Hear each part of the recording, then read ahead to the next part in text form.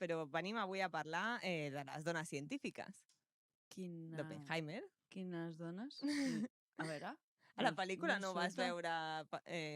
no? Però estaven allà, Sí? Bueno.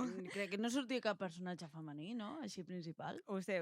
Amb Oppenheimer s'ha fet evident com n'és fàcil ignorar les dones en ple segle XXI. Amiga.